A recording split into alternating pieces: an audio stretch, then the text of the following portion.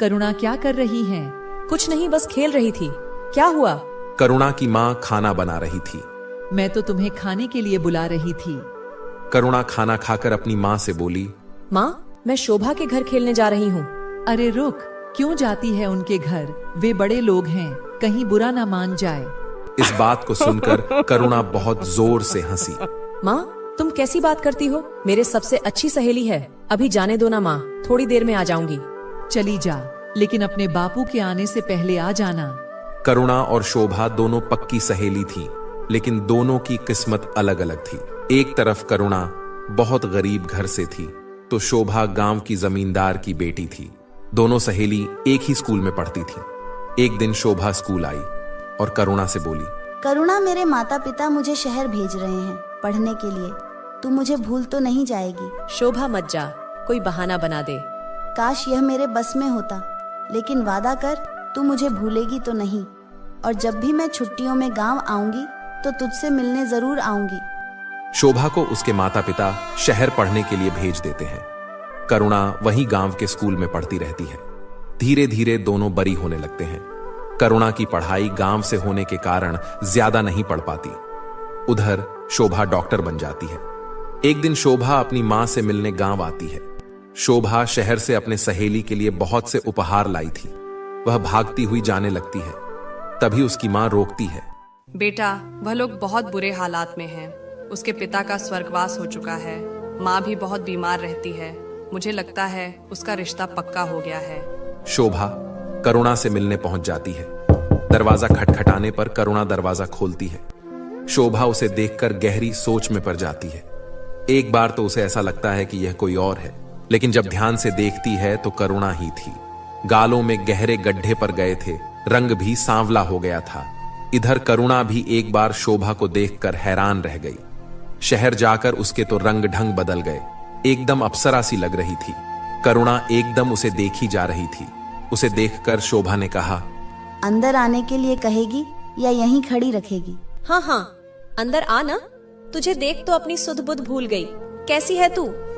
शोभा ने अंदर जाकर देखा तो एक टूटी सी खाट पर उसकी मां पड़ी थी। पास ही कुछ दवाइयां रखी थी। शोभा को देखकर रामवती ने उठने की कोशिश की, तभी शोभा ने रोका। अरे चाची, क्यों परेशान हो रही हो? लेटी रहो। मैं शोभा हूँ, करुणा से मिलने आई थी। आपकी तबीयत कैसी है? क्या हुआ आपको? तभी करुणा पानी ले आई। कुछ नहीं, बस कमजोरी है। थोड़ी खाएगी पिएंगी तो ठीक हो जाएगी। तू सुना, कब आई? आज ही आई हूँ और कल ही वापस जाना है। थोड़ा सा टाइम था, सोचा तुझसे मिल आऊं। मैंने सुना है तेरा रिश्ता पक्का हो गया है। बेटी, पास ही के गांव में एक लड़का है। घर में उसकी माँ और छोटा भाई है। शरीफ लड़का है, शहर में नौकरी करता है। रोज बाइक से शहर जाता है, शाम तक लौट आता है। उम्र थोड़ी ज्यादा है। बेटी, इसके पिता चल बसे। मेरा भी कोई भरोसा नहीं है। मैं चाहती हूँ कि इसके शादी हो जाए तो सब चिंता मिट जाए, लेकिन इससे पूछे तो कहती है तुम अकेली हो जाओगी। मैं तुम्हें छोड़कर कहीं नहीं जाऊंगी। अब तू ही इसे समझा। शोभा करुणा को बाहर ले जाती है। क्या बात है करुणा, तुझे लड़का पसंद नहीं है? नहीं, मैंने लड़का नहीं देखा। वो तो ताऊ जी रिश्ता पक्का कराए, वो बात नहीं है। माँ को अकेला कैसे छोड़ दूं? वो बात तो तेरी ठीक है, लेकिन शादी तो करनी पड़ेगी। ये सोच माँ को कुछ हो गया तो तेरी शादी कैसी होगी? और अगर एक बार तेरी शादी हो गई और तेरा पति अच्छा निकल गया तो तू उसके साथ कभी भी अपने माँ से मिलने आ सकती है। वैसे भी चाची कुछ दिन में ठीक हो जाएगी। नहीं, वो अब ठीक नहीं होंगी। डॉक्टर जवाब दे चुका है। कैंसर है आखिरी स्टेज का। उन्हें कुछ बताया नहीं है। तू भी मत बताना। फिर तो इसे अपनी माँ की अंतिम इच्छा मानकर पूरा कर, शादी कर ले। हो सकता है तेरी माँ जो इतना कष्ट पा रही है, तेरे शादी करने के चक्कर में ही उनके प्राण अटके हों। उसके बाद बात बदलते हुए उसने कहा, देख मैं तेरे लिए शहर से क्या लाई हूँ। ये कहकर उसने एक सुंदर सी साड़ी करुणा को दे दी। इसकी क्या जरूरत थी? करुणा, एक बात याद रखना, मैं कहीं भी रहूं, गांव में या शहर में, शादी के बाद अपने ससुराल में, तेरी मेरी दोस्ती नहीं टूटनी चाहिए। जरा सी भी परेशानी मत उठाना। जीवन के किसी भी मोड़ पर खुद को अकेला पाए तो सीधे मेरे पास चली आना। तेरी यह सहेली हमेशा तेरे साथ खड़ी है। करुणा कुछ बोल न सकी। उसकी आंखों से टप टप आंसू बह रहे थे। माहौल को हल्का करने के लिए शोभा ने कहा, अब चाय भी पिलाएगी या यूं ही टरका देगी? चाय पिला दे। अगली बार आए तो पता लगा मेरी सहेली अपने ससुराल पहुंच गई। वैसे हम भी कुछ कम नहीं है, वहीं जाकर तुझे पकड़ लेंगे। करुणा हंसते हुए चाय बनाने चल दी। कुछ देर बाद करुणा और शोभा चाय पीने लगी। शोभा शहर आकर अपने काम में लग जाती है। इसी तरह समय बीत रहा था। एक दिन शोभा गांव आती है। शोभा अपनी माँ से बात करती है। माँ, मैं एक लड़का शहर में पसंद कर लिया है। वह भी डॉक्टर है और मेरे ही अस्पताल में नौकरी करता है। यह तो ठीक है बेटा, पर मैं एक बार लड़के से मिलना चाहती हूँ। तू उसे किसी दिन खाने पर बुला ले। वैसे तो तुम दोनों समझदार हो, पर मुझे उससे मिलना है। शोभा बहुत खुश होती है। वह करण को फोन पर सारी बातें बता देती है और घर आने के लिए कह देती है। तब समय पर करण अपने पिता के साथ उनके घर पहुंच जाता है। बातचीत का सिलसिला चलने लगता है। सारी बातें तय हो जाने पर दोनों की शादी पक्की हो जाती है। शोभा करुणा से मिलने गांव आती है।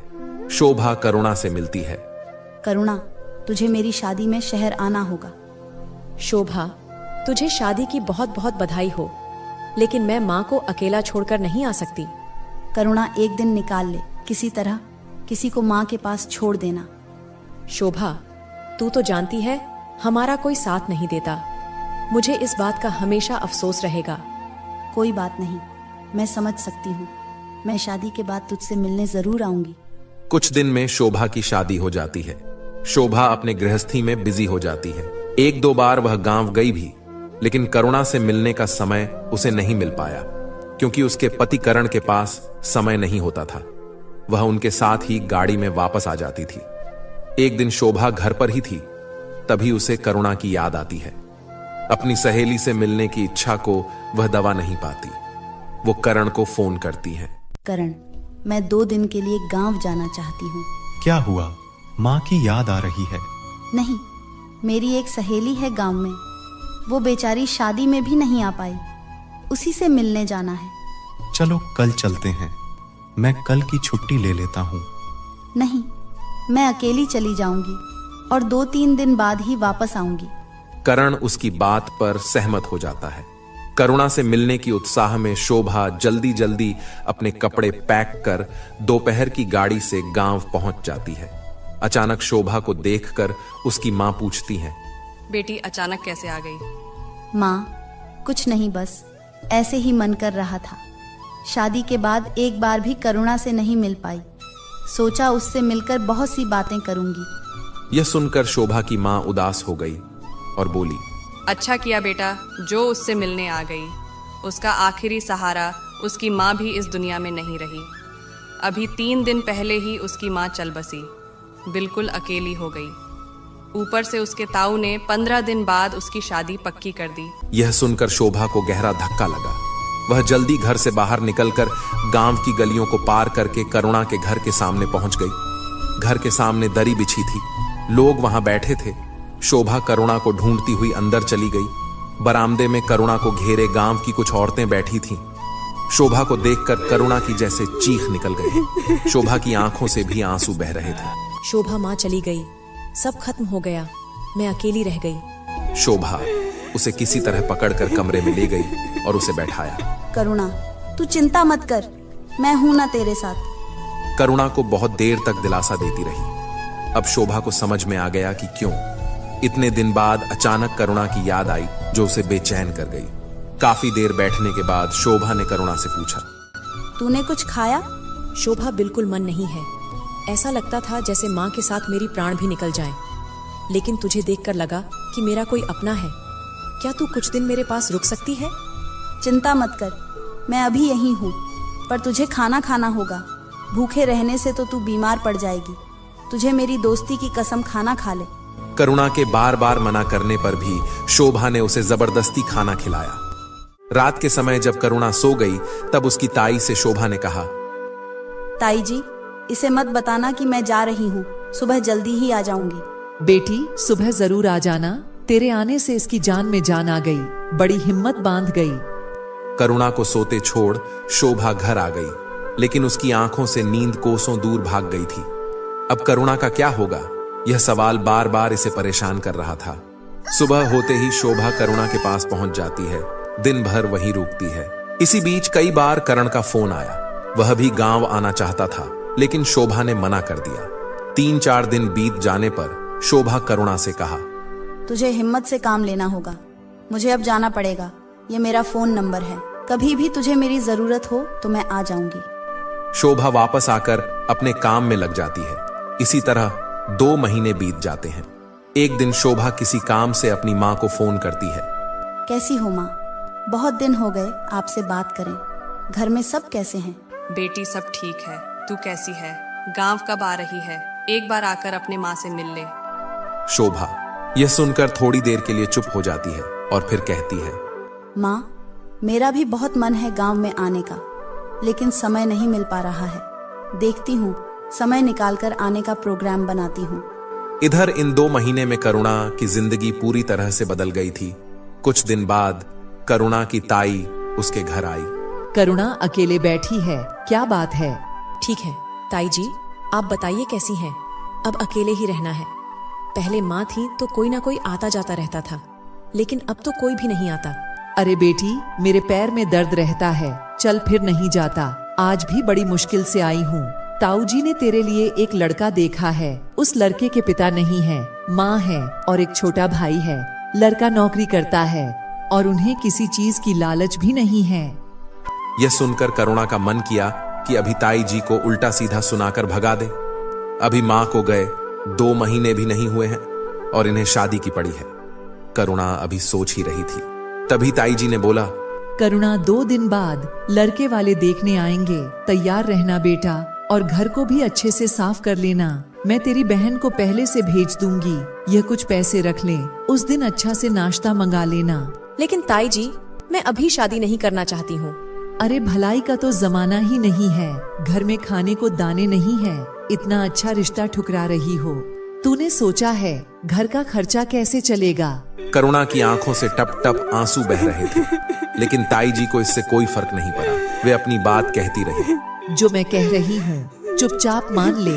तेरी माँ तो हमारे सामने जवान नहीं खोलती थी, आखिर हम तेरे अपने हैं, कोई गैर नहीं।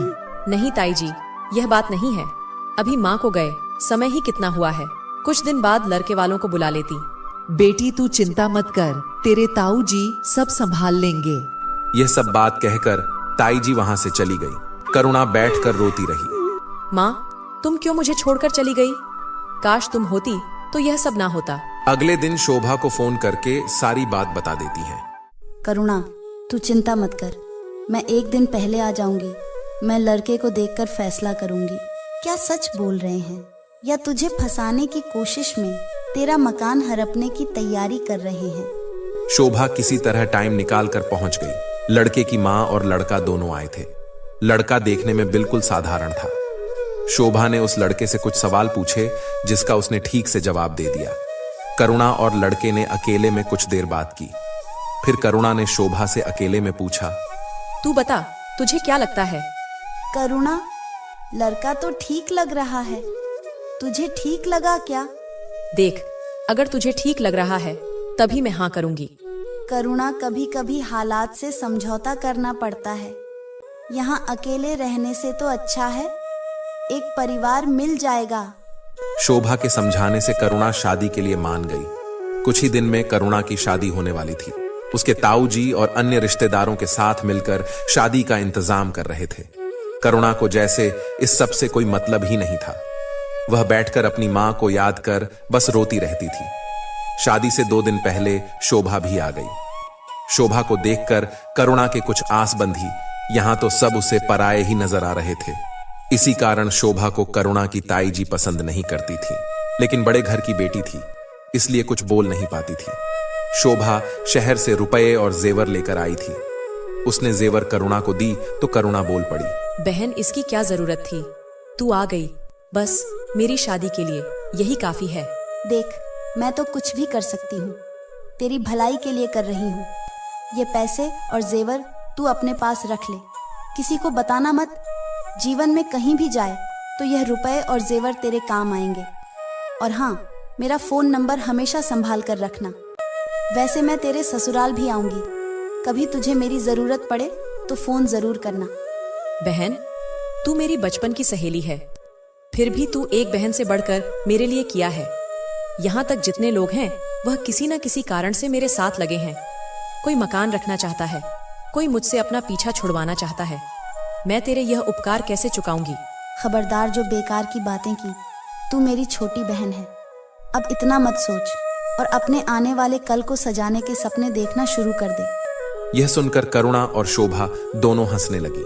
शादी वाले दिन दोपहर को करुणा के ताऊजी करुणा के पास आए और बोले, बेटी, तेरी शादी का कर्जा चुकाने के लिए मैं सोच रहा था, तेरे जाने के बाद इस मकान को किराए पर चढ़ा देंगे, शादी का कर्जा चूक जाएगा।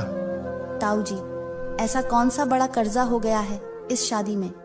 ना हम किसी को खाने के लिए कहाँ हैं और ना ज्यादा बारात आ रही है। केवल 5 लोग आ रहे हैं, उनका मान सम्मान करना है, और वह तो एक जोड़े में ब्याह कर ले जा रहे हैं। मुझे याद है, जब बात हुई थी तो दान दहेज के लिए तो पहले ही मना कर दिया था। शोभा की बात सुनकर ताऊ जी ने गुस्से में देखा।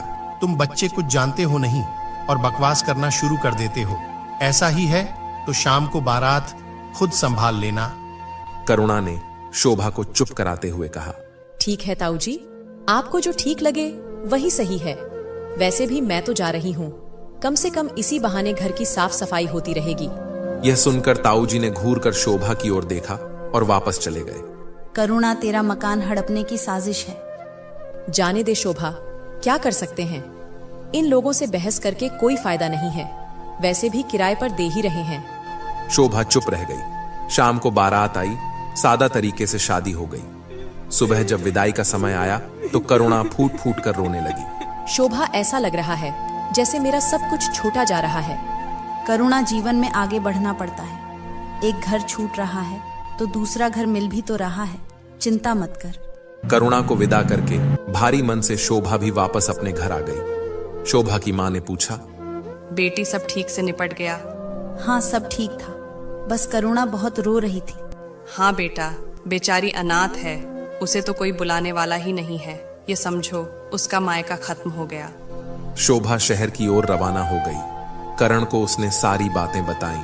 ठीक है शोभा, जब भी फुर्सत हो तो उससे मिल आना। और रही बात बुलाने की, तो किसी त्योहार पर तुम उसे बुला लेना, कभी उसके साथ त्योहार मनाने चलेंगे। शोभा यह बात सुनकर बहुत खुश हुई कि उसके पति का दिल उससे भी बड़ा है। उधर करुणा जब अपने ससुराल पहुंची तो देखा एक टूटा सा मकान है। कुछ औरतें उसे आगे ले जा रही थीं। तभी उसने देखा कि पास ही एक खाट पर एक आदमी बेहोश सा पड़ा था। करुणा उसे देखकर डर गई।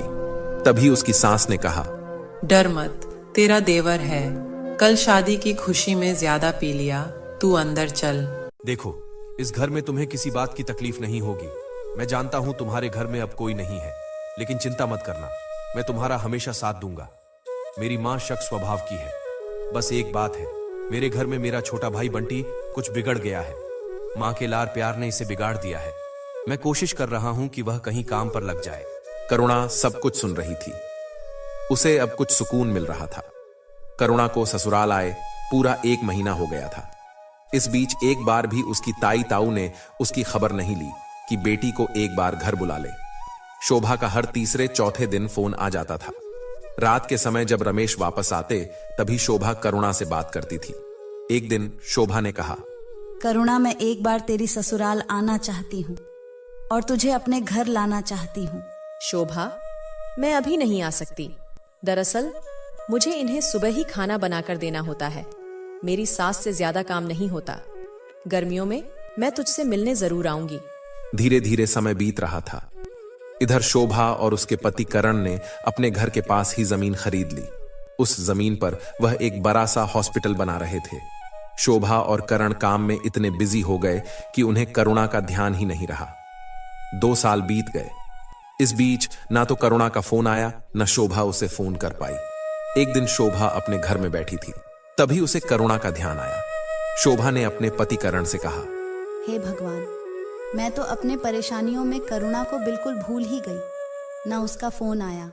क्या करें शोभा, इतना बड़ा काम था, 1 मिनट की फुर्सत भी नहीं मिला। चलो अब फोन कर लो। शोभा ने फोन लगाया, लेकिन फोन स्विच ऑफ था। हो सकता है फोन बंद हो। कई बार गांव में रात को लाइट नहीं होती, चार्ज नहीं हुआ होगा। कल फोन कर लेना, उसके पति को दिन में मैसेज कर देना कि घर जाकर करुणा से बात करवा दे। अगले दिन भी शोभा फोन करती रही, लेकिन फोन स्विच ऑफ था। शोभा एक बार भी करुणा की ससुराल नहीं गई थी, इसीलिए उसे गांव का पता भी नहीं था जहां जाकर वह पता कर सके। कई दिन तक जब करुणा से कोई संपर्क नहीं हो पाया, तो शोभा ने अपने गांव जाकर पता करने की सोची। एक दिन वह हॉस्पिटल का काम निपटाकर गाड़ी लेकर अपने गांव पहुंच गई। अपने घर जाकर मां से मिली। बेटा, तुझे देखने के लिए तो आंखें तरस गई। पूरे 2 साल बाद आई है। क्या करती माँ, अस्पताल खोलने के चक्कर में समय ही नहीं मिला। जब जरा फुर्सत मिली तो आ गई तुझसे मिलने।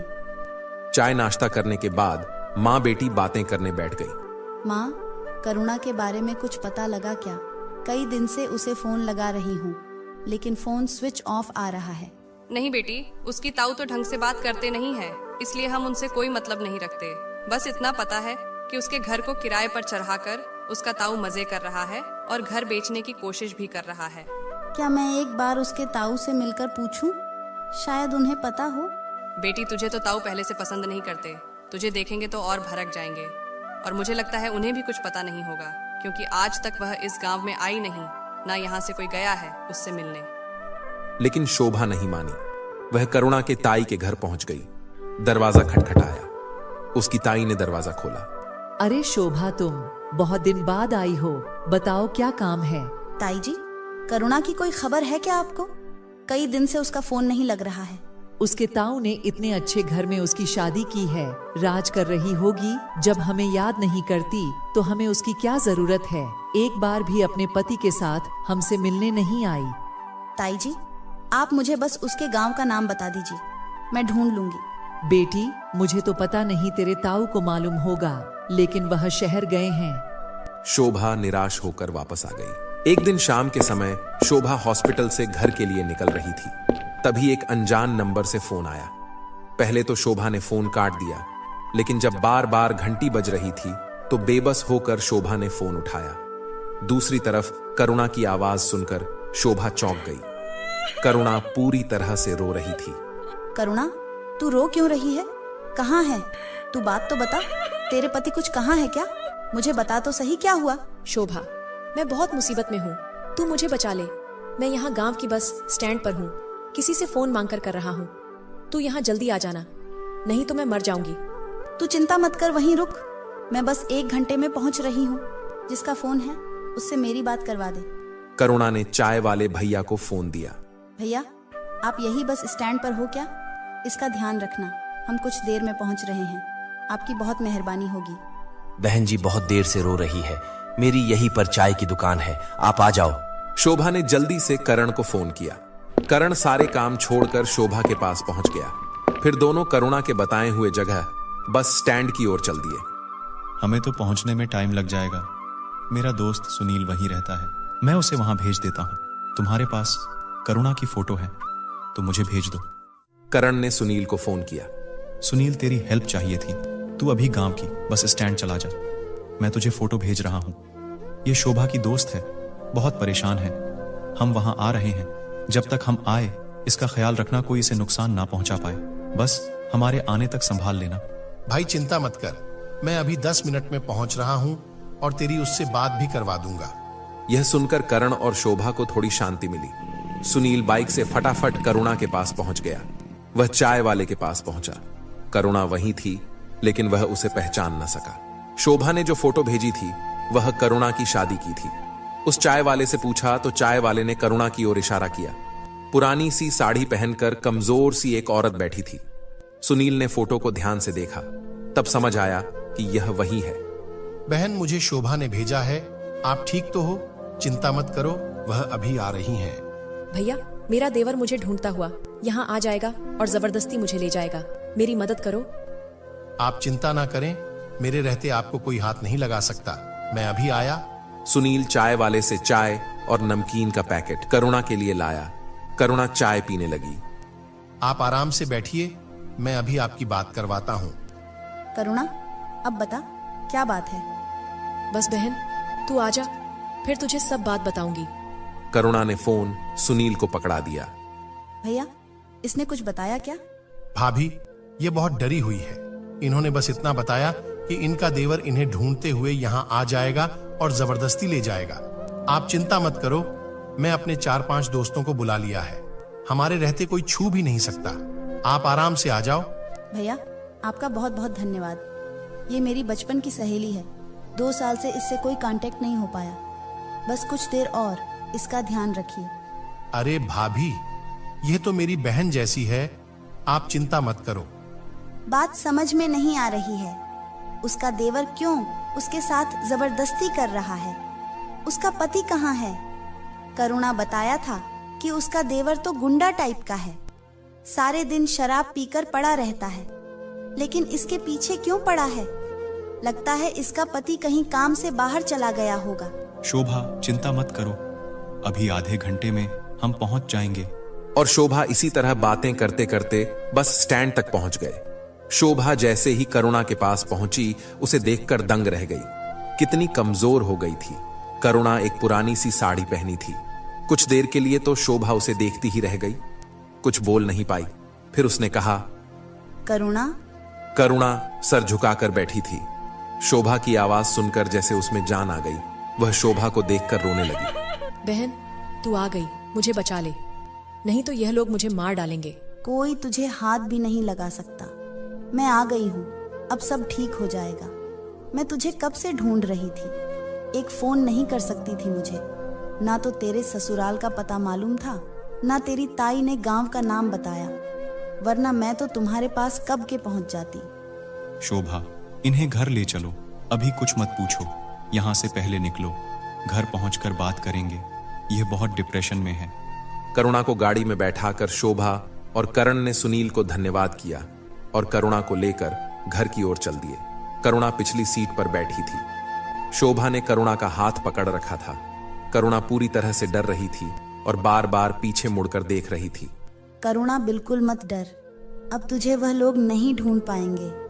उन्हें पता भी नहीं चलेगा कि तू कहाँ गई। यह सुनकर करुणा को थोड़ा सा सहज हुई। फिर वह कुछ देर आंख बंद करके बैठी रही। करुणा, अब तू ठीक है? क्या हम बात कर सकते हैं? अब तू बता पाएगी क्या हुआ? शोभा, जब से मेरी शादी हुई सब ठीक चल रहा था। वह मुझे बहुत प्यार करते थे, मुझे पूरा ध्यान रखते थे। एक भी दिन ऐसा नहीं था जब हमारी लड़ाई हुई हो। पूरे घर का खर्चा यही चलाते थे। इनका छोटा भाई यानी मेरा देवर कोई काम नहीं करता था। दिन भर इधर उधर घूमता रहता था। शाम को शराब पीकर आ जाता था। कई बार तो उसका झगड़ा हो जाता था। इधर मेरी सास हमेशा मेरे देवर का पक्ष लेती थी। इसी बात से हम दोनों कुछ परेशान रहते थे। अभी 6 महीने पहले हम रात को खाना खाकर सोने की तैयारी कर रहे थे। तभी 2 लोग बाइक पर हमारे घर आए और मेरे देवर का नाम लेकर पूछने लगे। इन्होंने कहा वह घर पर नहीं है। तो वह लोग जबरदस्ती घर में घुसने लगे, क्योंकि मेरे देवर ने उनसे काफी पैसे उधार ले रखे थे। वे सोच रहे थे कि हमने उसे छिपा रखा है। जब बहुत देर तक झगड़ा करने के बाद भी वे लोग नहीं माने, तो इन्होंने उनमें से एक गुंडे को धक्का दे दिया। यह देखकर दूसरे गुंडे ने गन निकालकर इन पर फायरिंग कर दिया। ये सब कहते कहते करुणा रोने लगी। उसकी बातें सुनकर शोभा की आंखों से भी आंसू बह रहे थे। करुणा ने आगे कहना शुरू किया। गोली लगते ही यह गिर पड़े। मैं इन्हें संभालती रही, चिल्लाती रही। तब तक यह दोनों भाग गए। किसी तरह इन्हें अस्पताल ले गई, लेकिन रास्ते में यह नहीं रहे। मेरी तो दुनिया ही उजड़ गई। सोचने समझने की शक्ति चली गई। पूरे घर में रोना पीटना मच गया। लेकिन उनके छोटे भाई को इसका जरा सा भी दुख नहीं था। वह तो एक ही बात बोल रहा था, घर की तलाशी लेने देता। जब मैं नहीं मिलता तो वह वापस चले जाते। उनसे पंगा लेने की क्या जरूरत थी? मेरी सास और देवर कुछ ही दिनों में सब भूल गए। उन्होंने पुलिस से कंप्लेंट भी वापस ले ली, यह कहकर कि वह गुंडे उन्हें भी मार डालेंगे। मैं बेबस सी बैठी रही। एक दिन मेरी सास मेरे पास आई और बोली, महारानी कब तक शोक मनाती रहेगी? घर का काम कौन करेगा? मेरा तो कुछ करने का मन ही नहीं कर रहा था।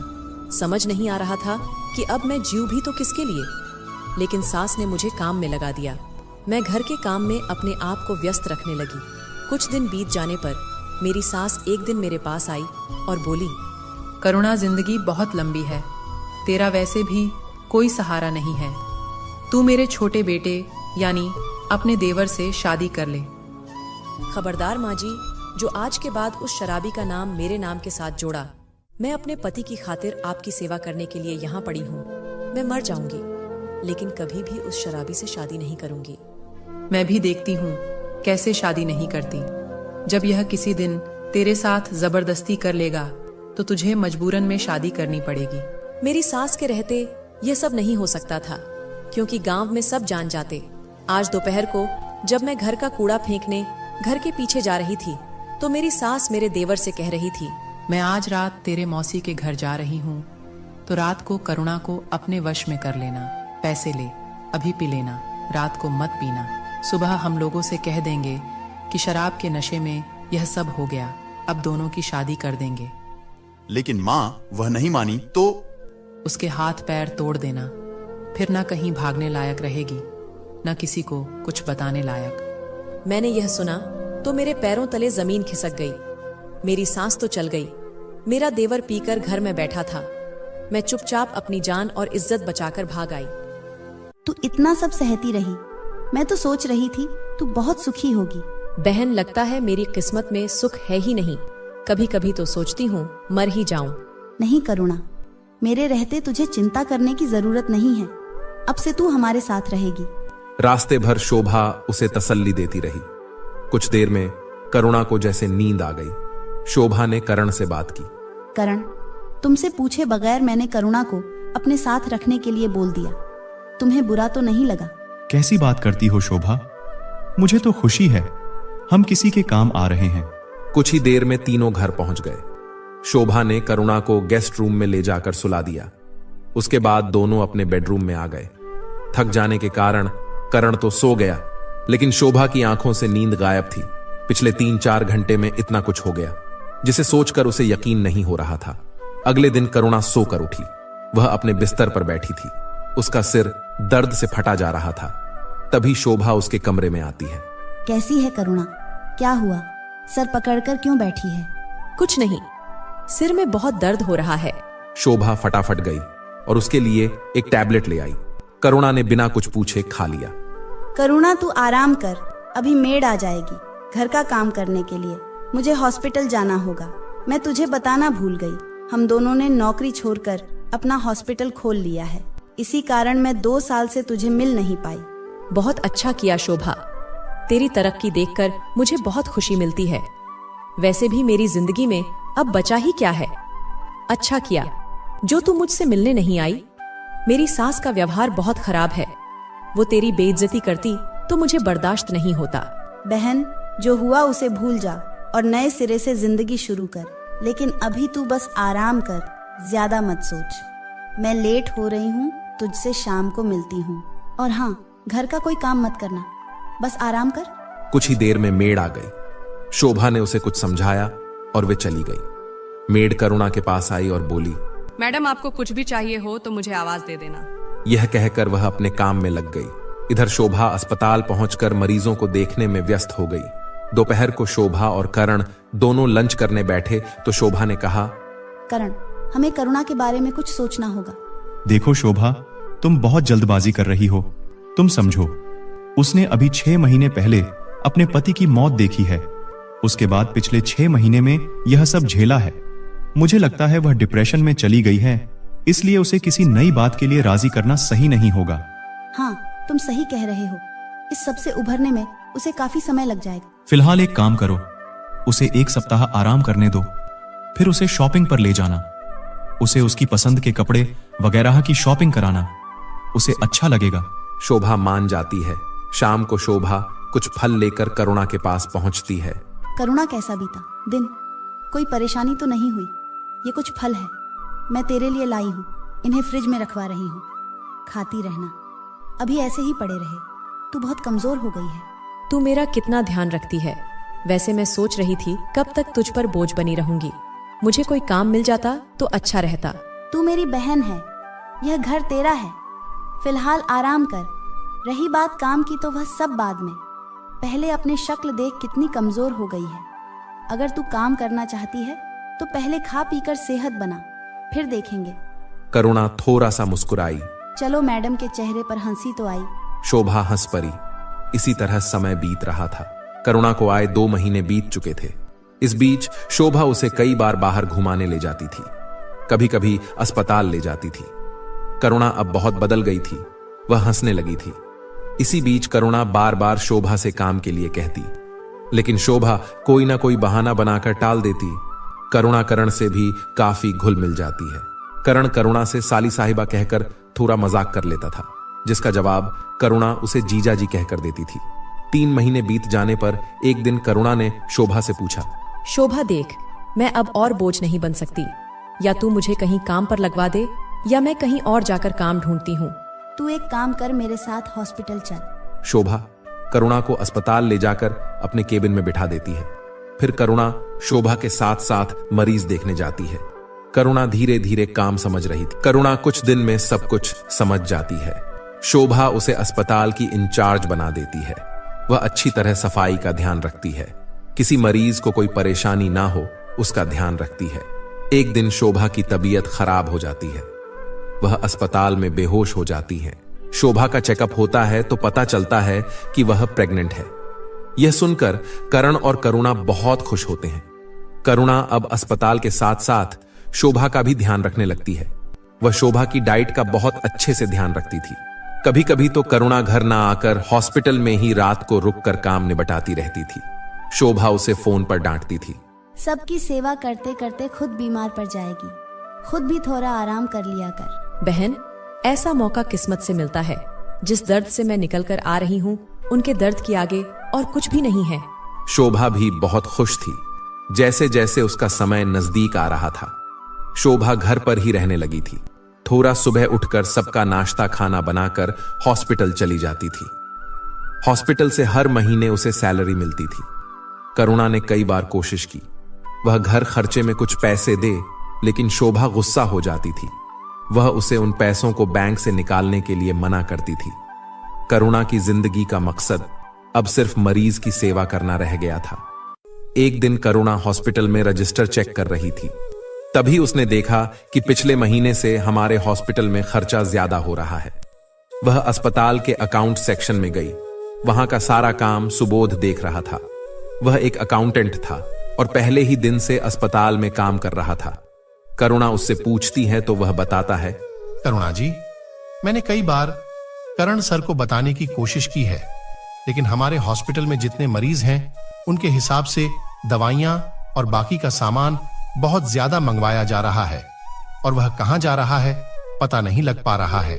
इसका मतलब कोई सामान को बेच रहा है। सुबोध जी, आपको मेरा साथ देना होगा। मैं उसे रंगे हाथ पकड़ना चाहती हूँ। मैडम, इस अस्पताल को मैंने अपने सामने बनते देखा है। मैं शुरू से इसमें काम कर रहा हूँ, लेकिन अभी शोभा जी के जाने के बाद जो नई डॉक्टर मिस अंजलि आई है, वह यह सारा ऑर्डर पास करती हैं। मुझे उन्हें पर शक है। आधा माल यहां आता है और आधे का सिर्फ बिल बनता है। आप सही कह रहे हैं।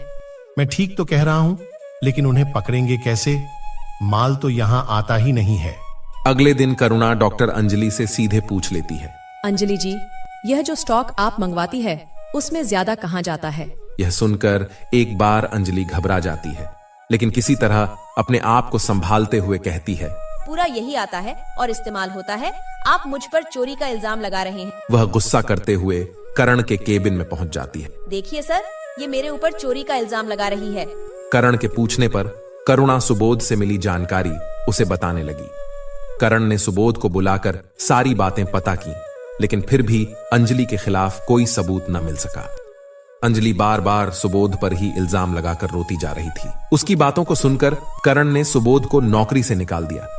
करुणा ने करण को समझाने की बहुत कोशिश की, लेकिन उसने एक न सुनी। उसने बाहर आकर सुबोध से बात की। मुझे माफ कर दीजिए, मुझे पहले से सबूत ढूंढकर इल्जाम लगाना चाहिए था। मेरे कारण आपकी नौकरी चली गई। अरे आप क्यों परेशान हो रही हैं? मुझे तो कहीं भी काम मिल जाएगा। रही बात इस नौकरी की, तो यह सब उस अंजलि की चाल है। करण सर से मुझे यह उम्मीद नहीं थी। आप बिल्कुल चिंता ना करें। करुणा, तुझे परेशान तो कर रही हूँ, लेकिन मैं मजबूर हूँ। तू करण का थोड़ा सा काम संभाल ले, जैसे कि उसके कपड़े लॉन्ड्री में देना, उसकी चीजों को संभाल कर उसकी अलमारी में रखना। करण यह सब नहीं कर पाएगा। शोभा, तू बिल्कुल चिंता मत कर, जीजाजी को कोई परेशानी नहीं होगी। करुणा ने पूरी जिम्मेदारी उठा ली थी। शोभा को उसके आने से बहुत सुकून मिल रहा था। करुणा, तेरा मन नहीं करता कभी अपने गांव जाकर अपने घर के बारे में पता करने का? नहीं, अब तक मेरे ससुराल वालों ने वहाँ सब कुछ उल्टा सीधा बता दिया होगा कि मैं घर से भाग गई हूँ। इसे सुनकर मेरे रिश्तेदार, ताऊ ताई सब मुझे कोस रहे होंगे। वैसे भी अब उस घर में बचा ही क्या है, वह तो ताऊ जी ने हड़प लिया होगा। नहीं करुणा, हिस्सा तो तेरा ही रहेगा। अभी तो मैं नहीं जा सकती, लेकिन सब कुछ ठीक होने पर मैं तुझे ले जाऊंगी वहाँ, और तेरा हिस्सा बेचकर पैसे तुझे दिलाऊंगी। नहीं शोभा, मैं वापस उस सब चीजों को याद करके परेशान नहीं होना चाहती हूँ। वैसे भी मुझे यहाँ किसी चीज की कमी नहीं है। मैं तो अपना दुख मिटाने के लिए मरीजों की सेवा करती हूँ। यह कहकर करुणा की आंखों में आंसू आ गए। अच्छा चल, अब रो मत, हम नहीं जाएंगे। इसके बाद करुणा शोभा को नाश्ता देकर घर के कामों में लग गई। सारे काम निपटाकर वह फटाफट हॉस्पिटल पहुंच गई। करण जब शोभा के पास आया तो शोभा ने कहा, करण, हमें करुणा के लिए कुछ करना चाहिए, जिससे उसे कभी ऐसा ना लगे कि वह हम पर बोझ है। क्यों ना हम उसके गांव का मकान बेचकर और कुछ लोन लेकर उसके लिए एक मकान खरीद दें। वैसे भी वह अस्पताल से मिले पैसे का कुछ नहीं करती हैं। हाँ, मैं भी यही सोच रही थी। मैंने करुणा से बात भी की थी, लेकिन वह गांव में जाना ही नहीं चाहती है। उसकी जरूरत नहीं पड़ेगी, मैं प्रॉपर्टी डीलर से बात कर लूंगा। उसे सिर्फ कोर्ट जाना होगा। साइन करने के लिए तुम उसके लिए करुणा को मना लो। हाँ, यही ठीक रहेगा। इससे उसके शहर में अपना घर हो जाएगा। वह चाहे तो यहाँ रहे और चाहे तो अपने घर में। करण तैयार होकर नाश्ता करके हॉस्पिटल चला जाता है। शोभा करुणा के बारे में सोच रही थी कि करुणा का मकान का काम पूरा हो जाए तो वह कोई अच्छा सा लड़का देखकर उसकी शादी करवा दे। एक दिन शोभा को तकलीफ होने लगी। रात को करुणा उसके पास ही थी। करुणा, उठ जा, लगता है हॉस्पिटल जाना होगा। करुणा जल्दी से करण को उठाया और दोनों मिलकर शोभा को अस्पताल ले गए। करण और करुणा दोनों हॉस्पिटल में शोभा के साथ थे। शोभा को बहुत तेज दर्द हो रहा था। करीब 2 बजे शोभा ने एक बेटे को जन्म दिया। करुणा और करण बहुत खुश हुए। जीजाजी, शोभा ने छोटे छोटे कपड़े बनाए थे बच्चों के लिए, मैं घर से उन्हें ले आती हूँ। ठीक है, रात में मत जाओ, मैं भी तुम्हारे साथ चलता हूँ। वैसे भी शोभा अब भी सो रही है और डॉक्टर उसके पास है। करण करुणा को लेकर घर आता है। शोभा के बेडरूम में जाकर उसकी अलमारी में बच्चों के कपड़े निकालने लगती है। तभी करण वहां आता है। करुणा, तुम कब तक अकेली रहोगी? मेरा मतलब है मैं तुम्हारी मदद कर सकता हूँ। यह कहकर वह करुणा का हाथ पकड़कर अपनी ओर खींचने लगता है। करुणा अचानक से इस हमले से घबरा जाती है। उसे करण से यह उम्मीद नहीं थी। वह धक्का देकर अपने आप को उससे अलग करती है, लेकिन करण उससे जबरदस्ती करने लगता है। तभी करुणा उसे जोर से थप्पड़ मारती है। तुम बस एक जैसे हो जानवर, मेरे देवर, और तुम्हें कोई फर्क नहीं है। बस मौका मिलना चाहिए। तुम्हें शर्म नहीं आती एक लाचार पर जोर जबरदस्ती करते हुए? तेजी से सब फेंक कर बेडरूम से बाहर आ जाती है। करण उसे पकड़ने के लिए बाहर आता है। तभी डोर बेल बजती है। करण घबराकर गेट की ओर जाता है। करुणा अपने अस्त व्यस्त कपड़ों को ठीक करती है। उसकी आंखों से आंसू बह रहे थे। तभी वह देखती है हॉस्पिटल का वार्ड बॉय सामने खड़ा था। साहब, जल्दी चलिए, आपका बच्चा नहीं बचा। उसे जोर कर हिचकी आई और वह मर गया। यह सुनकर करण घबरा गया। करुणा ने आंखें लाल करते हुए करण की ओर देखा, जैसे वह उसे बता रही थी कि उसके कर्मों की सजा उसके बेटे को मिल गई। करण एक नजर करुणा की ओर देखा। उसकी आंखों से आंसू बह रहे थे। वह झट से हॉस्पिटल की ओर चल दिया। इधर करुणा ने एक सूटकेस में अपने उल्टे सीधे कपड़े भरे और वहां से बाहर चल दी। करुणा शोभा के घर से बाहर निकली। बाहर अंधेरी रात में उसे समझ नहीं आ रहा था कि क्या करें, कहां जाएं। एक तरफ उसने आगे की ओर देखा तो हॉस्पिटल दिखाई दिया। वहां शोभा पता नहीं किस हालत में होगी, उस पर क्या बीत रही होगी। यह सोचकर उसके पैर हॉस्पिटल की ओर बढ़ गए। लेकिन तभी उसके हाथ में सूटकेस का ध्यान आया और करण का घिनौना चेहरा सामने आ गया। करुणा ने सोचा, शोभा कभी भी उसकी बात का विश्वास नहीं करेगी। करण अपनी इज्जत बचाने के लिए उस पर कुछ भी इल्जाम लगा देगा जिसे गलत साबित करने के लिए उसके पास कोई सबूत नहीं है। शोभा जैसी अच्छी सहेली को खोने का डर उसे था, लेकिन अब वह इस समय दोबारा नहीं फंसना चाह रही थी। उसने अपना फोन निकाला और एक अच्छी होटल के लिए कैब बुक की। कुछ ही देर में कैब आ गई। वह उसमें बैठकर होटल पहुंच गई। अपने कमरे में पहुंचकर करुणा बेड पर बैठकर बहुत देर तक रोती रही। पिछले जिंदगी के बारे में सोच रही थी। पता नहीं कब उसे नींद आ गई। सुबह करुणा की आंखें खुली तो 12 बज चुके थे। वह जानती थी शोभा उसे न पाकर बहुत परेशान हो रही होगी और करण को उसे ढूंढने भेजा होगा। वह अपना फोन देखने लगी। फोन देखते देखते उसे सुबोध का नंबर दिखाई दिया। क्यों ना जिंदगी को नए सिरे से शुरू किया जाए। सुबोध से बात करती हूँ, शायद कहीं जॉब लगवा दे। इससे उसकी सेवा करने का उद्देश्य भी पूरा हो जाएगा और जीने के लिए पैसे भी मिल जाएंगे। सुबोध, मुझे तुमसे कुछ जरूरी बात करनी थी। करुणा, मैं तुम्हारे किसी भी काम आ सकूं तो मुझे बहुत खुशी होगी। बताओ क्या बात है। सुबोध, मुझे नौकरी चाहिए थी। मैंने वह अस्पताल और शोभा का घर छोड़ दिया है। मैं एक होटल में हूँ, लेकिन यह बात किसी को बताना मत, ना ही इसका कारण पूछना। क्या तुम मेरी मदद कर सकते हो? करुणा, तुम चिंता मत करो। मैं कल ही अपने हॉस्पिटल में बात करता हूँ। यहाँ बात नहीं बनी तो मेरी कई हॉस्पिटल में जान पहचान है, कहीं ना कहीं सेटिंग हो जाएगी। लेकिन सुबोध, तुम तो जानते हो मेरे पास केवल एक्सपीरियंस है, कोई डिग्री या सर्टिफिकेट नहीं है मेरे पास। चिंता मत करो, मैं पूरी कोशिश करूंगा। मुझे बस एक दिन का समय दो। और हाँ, अगर कुछ पैसे वगैरह की कोई और मदद चाहिए हो तो बताओ। तुमने पूछा, मुझे अच्छा लगा, लेकिन मेरे पास पैसे हैं। तुम चिंता मत करो। बस एक बात याद रखना, यह बात तुम्हारे और मेरे बीच रहनी चाहिए, क्योंकि मुझे पता है वह लोग मुझे ढूंढने निकले होंगे। मैं उन्हें बिना बताए निकल आई हूँ। सुबोध ने उसे तसल्ली दी कि वह किसी से यह राज नहीं खोलेगा। सुबोध से बात करके करुणा को बहुत अच्छा लगा। करुणा, मैं अपने ही अस्पताल में बात कर ली है। तुम एक बार यहाँ आकर मिल सकती हो। मैंने उन्हें सब बता दिया है। क्या तुम अभी आ सकती हो? करुणा ने हाँ बोल दिया और वह तैयार होकर कुछ ही देर में सुबोध के अस्पताल में पहुंच गई। करुणा का इंटरव्यू चल रहा था। वह सारे सवालों का ढंग से जवाब दे रही थी।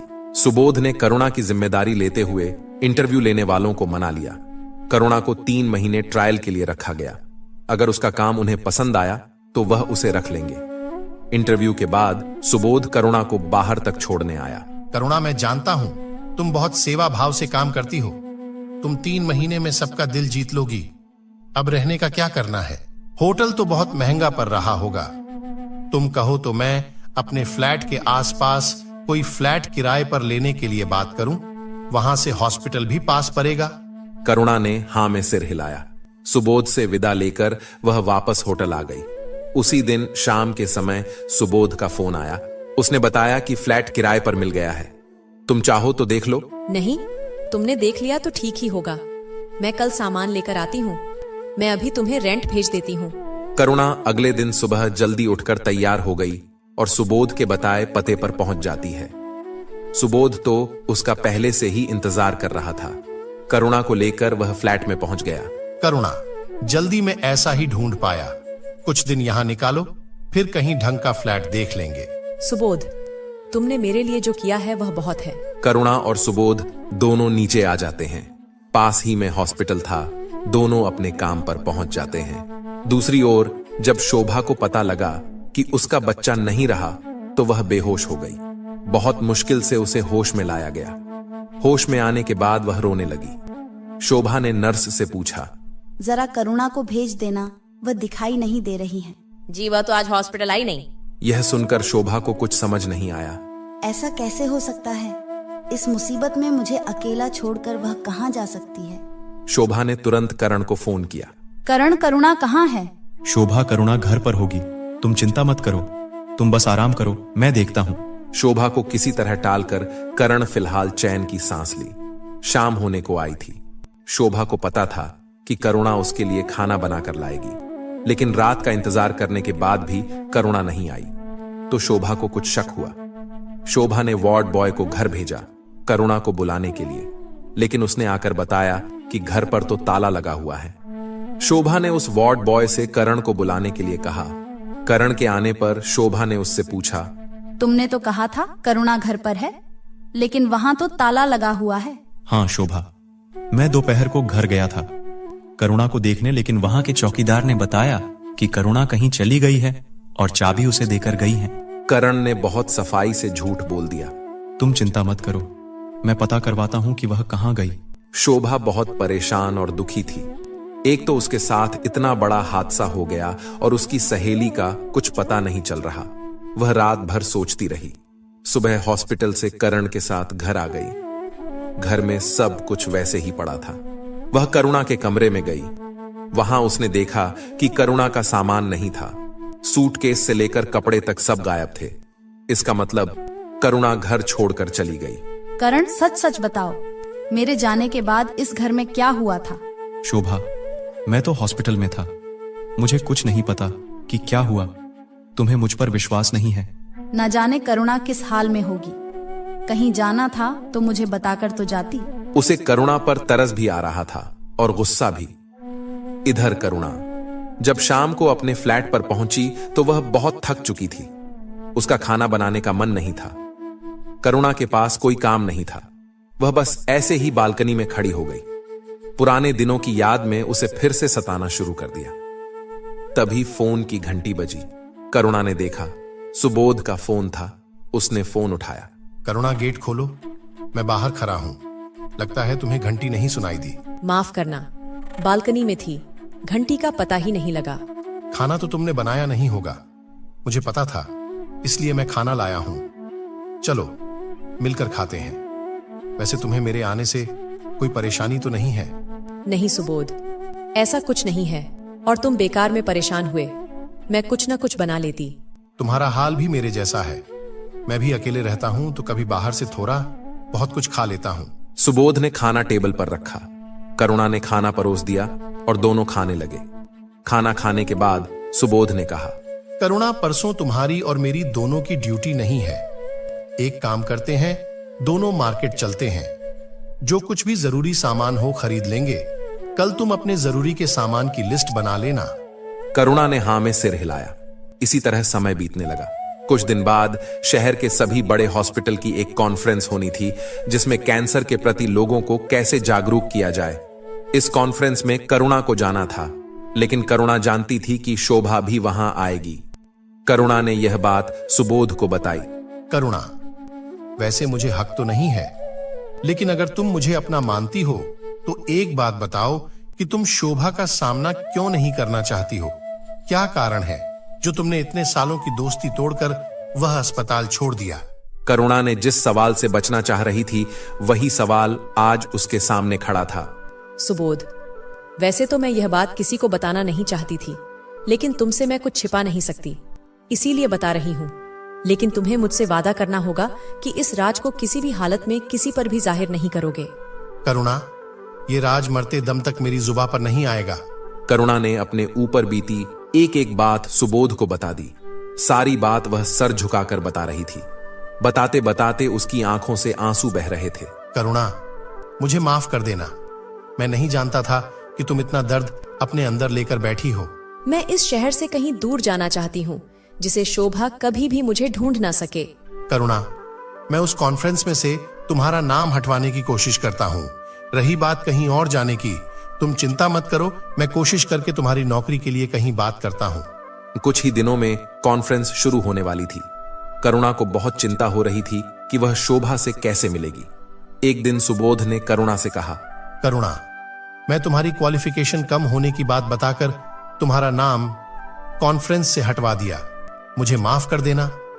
इसके अलावा मेरे पास कोई उपाय नहीं था। यह तो सच ही कहा तुमने। वैसे भी पता नहीं मैं तुम्हारा एहसान कैसे उतार पाऊंगी। तुमने मुझे बचा लिया।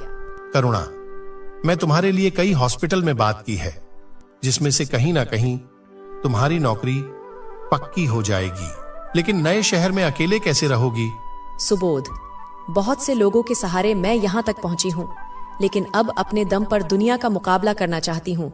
जो होगा देखा जाएगा। वहां भी तुम्हारे जैसे अच्छे लोग मिल जाएंगे। मेरे जैसे क्या? अगर तुम कहो तो मैं ही साथ में चलता हूँ। नहीं, मैं ऐसा सोच भी नहीं सकती। पहले भी एक बार मेरे कारण तुम्हारी नौकरी जा चुकी है। अब की बार ऐसा हुआ तो मैं अपने आप को कभी माफ नहीं कर पाऊंगी। सुबोध चुप रह गया। वह मन ही मन करुणा को चाहने लगा था, लेकिन यह बात वह अपने मुंह से कह नहीं पा रहा था। लेकिन अब जब करुणा नए शहर में जा रही है तो उसे कुछ समझ नहीं आ रहा था कि बात आगे कैसे बढ़ाए। इसी तरह कुछ दिन बीत जाते हैं। एक दिन सुबोध करुणा के घर आता है। करुणा, तुम्हें परसों एक अस्पताल में जाना है। मैं बात कर लिया है, बस तुम मिल आओ। नौकरी तो पक्की है, लेकिन सैलरी इतनी ही मिलेगी। सुबोध, तुमने मेरे लिए जो किया है वह मैं कभी भूल नहीं सकती। एक एहसान और कर दो मेरे लिए।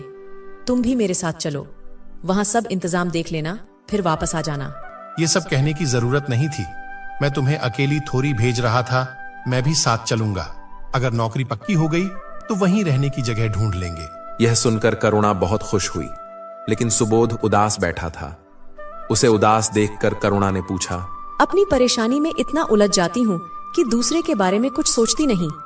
क्या बात है सुबोध, इतने उदास क्यों हो? कोई परेशानी है क्या? करुणा, मैं तुमसे कुछ कहना चाहता हूँ, लेकिन हिम्मत नहीं हो रही है। लेकिन अब नहीं कहा तो बहुत देर हो जाएगी। क्या बात है सुबोध, बोलो। हमारे बीच में डर कहां से आ गया? मैं अपने बारे में सब कुछ बता दिया है। तुम भी अपने मन में कुछ मत रखो। कहो, क्या कहना चाहते हो? करुणा, मैं तुमसे प्यार करता हूँ। यह बात मैंने अपने मन में रखे हुए थे, लेकिन जब तुम्हारे जाने का समय आ गया तो अब मैं अपने आप को रोक नहीं पाया। मुझे माफ कर दो करुणा। मैं तुम्हारे जख्मों को कुरेदना नहीं चाहता था। मेरे से गलती हो गई। आगे हम दोनों केवल अच्छे दोस्त बनकर रहेंगे। बस मुझे एक बार माफ कर दो। नहीं सुबोध, ऐसी बात नहीं है। बस जिंदगी में इतने धोखे खाए हैं कि अब कोई इच्छा बाकी नहीं रह गई है। मैंने तो बस मरीजों को सेवा को ही अपना जीवन का मकसद बना लिया था, जिसके बदले में बस मुझे गुजारे लायक पैसे मिल जाएं। लेकिन अचानक तुम्हारी बात सुनकर मैं कुछ सोच समझ नहीं पा रही हूँ। चलो, मेरी ओर से कोई दबाव नहीं है। अगर तुम चाहो तो मैं इस बारे में कोई बात नहीं करूंगा। तुम भी भूल जाओ हमारे बीच कोई ऐसी बात हुई थी। नहीं सुबोध, मुझे कुछ समय दो सोचने के लिए। उसके बाद ही मैं कोई फैसला कर पाऊंगी। बस एक बात ध्यान रखना, मेरा जो फैसला हो उसका असर हमारे दोस्ती पर नहीं पड़ना चाहिए। मैं भी यही चाहता हूँ। चलो अब मैं चलता हूँ। परसों चलने के लिए तैयार रहना। तीसरे दिन दोनों दूसरे शहर पहुंच जाते हैं। करुणा का इंटरव्यू चल रहा था। सुबोध बाहर बैठकर उसका इंतजार कर रहा था। बहुत देर तक इंतजार करने के बाद भी करुणा नहीं आई, तो सुबोध वहां से निकलकर पास ही में एक टी स्टॉल पर चाय पीने चला गया।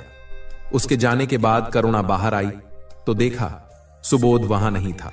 अनजान शहर में अपने आप को अकेला पाकर वह घबरा गई। वह गेट पर गई। वहां सिक्योरिटी गार्ड से पूछा तो उसने बताया, मैडम, आपके साथ जो बैठे थे वो बाहर चले गए। यह सुनकर करुणा घबरा गई। वह सोचने लगी, लगता है सुबोध को परसों की बात का बुरा लग गया। उसे लगा होगा कि मेरी नौकरी तो लगी जाएगी, इसीलिए वह मुझे छोड़कर चला गया। वह सब बातें सोचकर पछता रही थी। तभी सुबोध उसके सामने आया। क्या हुआ? तुम्हारा इंटरव्यू हो गया? क्या कहा उन्होंने? नौकरी पक्की हो गई या नहीं? तुम कहाँ चले गए थे? पता है मैं कितना डर गई थी। फिर कभी मुझे छोड़कर मत जाना। मैं तो यहीं बगल की दुकान पर चाय पीने गया था। मुझे माफ कर दो। मैं समझी तुम परसों की बात का बुरा मान गए और मुझे यहाँ छोड़कर वापस चले गए। करुणा, मैंने कहा था हमारी दोस्ती पर कोई असर नहीं पड़ेगा। मैं तुम्हारा साथ कभी नहीं छोड़ूंगा। बिल्कुल चिंता मत करो। चलो अब बताओ क्या हुआ? नौकरी मिल गई। 1 हफ्ता बाद ज्वाइन करना है। मुझे तो पहले ही पता था नौकरी तुम्हें मिलकर रहेगी। चलो अब कहीं खाना खाते हैं, तुम्हें भी भूख लग रही होगी। दोनों एक रेस्टोरेंट में पहुंच जाते हैं। सुबोध ने खाना ऑर्डर किया। करुणा खाना खा रही थी। फिर उसने सुबोध से कहा, सुबोध, मैंने बहुत सोचा शादी के बारे में, लेकिन हर बार पहले से ज्यादा उलझ जाती हूँ। तुम उस बारे में ज्यादा मत सोचो। वक्त अपने आप फैसला करने की हिम्मत देगा। फिलहाल नौकरी पर ध्यान दो। नहीं सुबोध, जब आज तुम्हें कुछ देर के लिए खो दिया तो मुझे मेरा जवाब मिल गया। मैं तुमसे शादी करने के लिए तैयार हूँ। यह सुनकर सुबोध बहुत खुश हुआ। दोनों ने खुशी खुशी खाना खाकर फिर दोनों बस पकड़ने के लिए बस स्टैंड पहुंच गए। बस में बैठे बैठे करुणा ने सुबोध से पूछा, सुबोध, तुम तो मेरी पिछली जिंदगी के बारे में सब कुछ जानते हो, लेकिन मैं तुम्हारे बारे में कुछ नहीं जानती। करुणा, मेरी जिंदगी में बताने जैसा कुछ भी नहीं है। गांव में मेरे माता पिता थे जो कि अब नहीं हैं। जब यह थे तो मैं गांव में ही एक दवाखाने में कंपाउंडर का काम करता था। उनके जाने के बाद मेरा मन गांव से हट गया, इसलिए यहां चला आया। तब से यहां नौकरी कर रहा हूं। मेरा कोई नहीं है, बस अब घर बसाने का मन है। मैं समझ सकती हूँ, अगर तुम्हारे माता पिता होते तो अभी तक तुम्हारा घर बस गया होता। माता पिता के जाने के बाद दुख मैं जानती हूँ। जब मेरे माता पिता चले गए तो मैं बहुत टूट गई थी। उस समय अगर शोभा नहीं होती तो न जाने मेरा क्या होता। दोनों ऐसे ही बातें करते करते घर पहुंच गए। करुणा को घर छोड़कर सुबोध अपने घर चला गया। करुणा अगले दिन अस्पताल के लिए तैयार हो रही थी। सुबोध का फोन आया। करुणा ने बालकनी से नीचे देखा। सुबोध उसका इंतजार कर रहा था। करुणा जल्दी से नीचे आ गई। दोनों हॉस्पिटल में जाकर अपने अपने काम में लग जाते हैं। शाम को दोनों एक रेस्टोरेंट में खाना खाने जाते हैं। वहां पहुंचकर सुबोध करुणा से बात करता है। करुणा, मैं 2 दिन के लिए बाहर जा रहा हूं। कहाँ जा रहे हो? क्या बात है? सब ठीक तो है? हाँ, सब ठीक है। मुझे एक जगह से नौकरी का ऑफर मिला है, मैं वहीं जा रहा हूं। अगर बात बन गई तो 1 सप्ताह बाद मैं भी वहीं शिफ्ट हो जाऊंगा। सच? मैं तो यही सोचकर परेशान थी कि मैं वहाँ अकेले कैसे रहूंगी। मुझे तुम्हारी ज्यादा चिंता थी, इसलिए मैं वहां जा रहा हूं। सुबोध 2 दिन के लिए चला जाता है। करुणा के लिए यह 2 दिन काटने मुश्किल हो जाते हैं। कहां वह जिंदगी से उम्मीद छोड़ चुकी थी, लेकिन अब वह सुबोध के साथ जिंदगी जीना चाहती है। 2 दिन के बाद सुबोध आ जाता है। दोनों हॉस्पिटल में मिलते हैं। करुणा, मुझे नौकरी मिल गई है। मैं चाहता हूं इसी सप्ताह हम यही शादी कर लें। उसके बाद हम दोनों वहां जाकर रहे, पति पत्नी की तरह। सुबोध, इतनी जल्दी सब कैसे होगा? हमें कुछ समय लेना चाहिए। करुणा, अगर तुम्हें सोचने के लिए समय चाहिए तो बात अलग है, लेकिन अगर सब इंतजाम करने की बात है तो यह सब मुझ पर छोड़ दो। करुणा ने शर्माते हुए हां कर दी। अगले दिन कुछ खास दोस्तों को पार्टी के लिए बुलाया गया था। करुणा का बहुत मन था शोभा को बुलाने के लिए। करुणा, अगर तुम चाहती हो कि शोभा को बुलाया जाए तो मैं जाकर उन्हें इनवाइट कराऊंगा। नहीं सुबोध, अब मैं पीछे मुड़कर नहीं देखना चाहती हूँ। जो कुछ भी है बस हम दोनों ही हैं। कुछ दिनों के बाद शादी हो जाती। अब हमारे पास बहुत कम समय है। हम आज ही चलते हैं नई जगह पर फ्लैट देखने। 4 दिन बाद हमें वहाँ ज्वाइन करना है। सुबोध तैयार होकर आ जाता है। एक टैक्सी किराए पर लेकर दोनों दूसरे शहर के लिए निकल जाते हैं। करुणा और सुबोध दोनों नए शहर में जाकर प्रॉपर्टी डीलर से मिलते हैं। वह उन्हें कई फ्लैट दिखाता है, जिनमें से एक उन्हें पसंद आ जाता है। दोनों उसे एडवांस देकर वापस आ जाते हैं। अगले दिन दोनों फ्लैट खाली करके सारा सामान लेकर नए फ्लैट में पहुंच जाते हैं। दूसरे दिन जाकर दोनों ने अपने अपने हॉस्पिटल में आकर नौकरी ज्वाइन कर ली। करुणा शाम को घर पहुंची तो सुबोध वहां नहीं था। वह सुबोध का इंतजार करने लगी। सुबोध को फोन किया तो उसने कहा, कुछ काम है, थोड़ी देर हो जाएगी।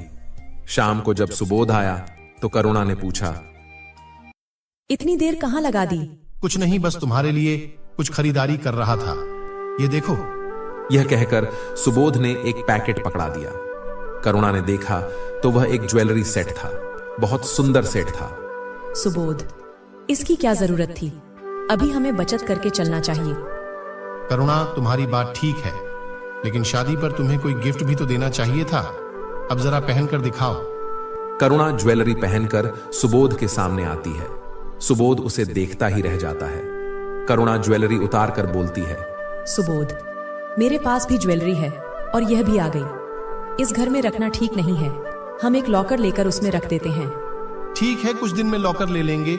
अभी यही संभाल कर रख लो। करुणा ज्वेलरी को अपने ज्वेलरी के साथ रख देती है और फिर रसोई के काम में लग जाती है। इसी तरह समय बीत रहा था। सुबोध, क्या बात है? अब तुम बहुत देर से घर आते हो। हॉस्पिटल में काम ज्यादा है, ड्यूटी करनी तो पड़ेगी ही। सुबोध और करुणा के बीच दूरियां बढ़ती जा रही थीं। सुबोध के बदलाव व्यवहार से करुणा परेशान रहने लगी थी। उसने कई बार सुबोध से पूछा, लेकिन सुबोध ने कुछ भी नहीं बताया। एक दिन वह शाम के समय सुबोध के अस्पताल पहुंच जाती है। वहां जाकर उसने पता किया तो पता चला कि सुबोध तो घर चला गया। मैडम, आपके हॉस्पिटल में काम बहुत ज्यादा है। मेरे पति मतलब सुबोध जी बहुत देर से घर आते हैं। नहीं, यहाँ सबके काम के घंटे फिक्स हैं। हमारे पास शिफ्ट में काम होता है। ड्यूटी टाइम के बाद किसी को नहीं रोका जाता। करुणा का दिल धक से बैठ जाता है। हे भगवान, सुबोध मेरे से झूठ बोलकर घर से गायब रहता है। वह मुझसे बचने की कोशिश कर रहा है। इसी उधेड़-बुन में वह घर पहुंच जाती है। कुछ देर बाद सुबोध घर आ जाता है। करुणा उससे पूछती है तो वह वहीं अस्पताल का बहाना बना देता है। मैं आज हॉस्पिटल गई थी, वहां तो कोई ओवरनाइट नहीं होता। फिर तुम देर रात तक कहां रहते हो? करुणा, ऐसा कुछ नहीं है। वह लड़की अभी नई आई है, मुझे नहीं जानती। मैं डॉक्टर के साथ रहता हूँ। किसी तरह करुणा को समझाकर सुबोध शांत करता है, लेकिन करुणा के मन में शांति नहीं थी। वह रात भर जाग कर यही सब सोचती रही। एक दिन सुबोध हॉस्पिटल चला गया। करुणा को हॉस्पिटल जाने का मन नहीं था, वह घर पर ही थी। कुछ देर बाद घंटी बजी। एक पोस्टमैन सामने खड़ा था। उसने करुणा को एक चिट्ठी दी। चिट्ठी सुबोध के नाम थी। करुणा ने चिट्ठी टेबल पर रख दी और रसोई के काम में लग गई। जब दोपहर को वह खाना खाने बैठी तो सामने चिट्ठी देखकर उसने सोचा, सुबोध का कोई नहीं है। फिर यह चिट्ठी किसने भेजी? करुणा ने चिट्ठी खोलकर पढ़ना शुरू किया। चिट्ठी पढ़ते पढ़ते करुणा की आंखों से आंसू आ गए। पूरी चिट्ठी पढ़कर वह संकट में आ गई। यह चिट्ठी किसी कोमल की थी, सुबोध की पत्नी कोमल, और उसने लिखा था कि आप पिछले 8 महीने से गांव नहीं आए। दोनों बच्चे आपको बहुत याद करते हैं, एक बार आकर मिल जाइए। एक बार फिर करुणा के साथ धोखा हो चुका था।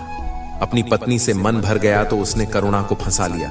अब उससे मन भर गया तो किसी और को फंसाने की तैयारी कर रहा होगा। करुणा ने घर छोड़ने का फैसला किया। वह अपने बैग में सामान रखने लगी तो उसने देखा उसकी अलमारी में ना तो उसकी ज्वेलरी है, ना सुबोध ने जो दी थी वह।